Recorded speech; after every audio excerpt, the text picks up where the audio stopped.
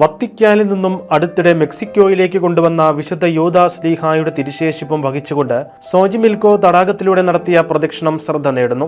August 11 നടത്തപ്പെട്ട പരിപാടിയിൽ നിരവധി വിശ്വാസികൾ പങ്കെടുത്തിരുന്നു. മനോഹരമായി അലങ്കരിച്ച ഒരു ബോട്ടിലായിരുന്നു വിശുദ്ധന്റെ തിരുശേഷിപ്പ് ക്രമീകരിച്ചത്. ഇതാദ്യമായാണ് വിശുദ്ധ യൂദാ ശ്ലീഹായുടെ തിരുശേഷിപ്പ് രാജ്യത്തേക്ക് കൊണ്ടുവരുന്നത് എന്ന പ്രത്യേകതയും ഈ പ്രദക്ഷിണത്തിനുണ്ട്. അതുകൊണ്ട് തന്നെ രാജ്യത്തുള്ള അനേകം വിശ്വാസികൾ വിശുദ്ധനെ വണങ്ങുവാനായി ഒത്തുകൂടി. ഓഗസ്റ്റ് 10 ക്യൂട്ടിറ്റ്ലാൻ രൂപതയിലെ സാൻ ബ്യൂണവെഞ്ചുറ കത്തീഡ്രലിൽ എത്തിച്ച ശേഷമായിരുന്നു സോജിമിൽക്കോ തടാകത്തിലേക്ക് തിരുശേഷിപ്പ് കൊണ്ടുപോയത്. പ്രദക്ഷിണം തടാകത്തിലൂടെ മാത്രം ഒതുങ്ങുന്നതായിരുന്നില്ല. മെക്സിക്കോയിലെ തെരുവീഥികളിലൂടെ വിശ്വാസികൾ വ്യത്യസ്ത വേഷങ്ങളണിഞ്ഞ് ആഘോഷപരമായ രീതിയിൽ നടത്തിയ പ്രദക്ഷിണത്തിന്റെ ചിത്രങ്ങളും സോഷ്യൽ മീഡിയയിൽ പ്രചരിക്കുന്നുണ്ട്.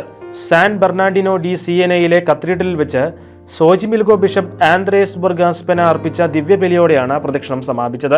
വിശുദ്ധ യൂദാ ശ്ലീഹായെ പോലെ യേശുവിന്റെ മരണത്തിനും ഉത്ഥാനത്തിനും സാക്ഷികളാകാൻ ദിവ്യബലി മധ്യേ നടത്തിയ പ്രസംഗത്തിൽ ബിഷപ്പ് വ്യക്തമാക്കി.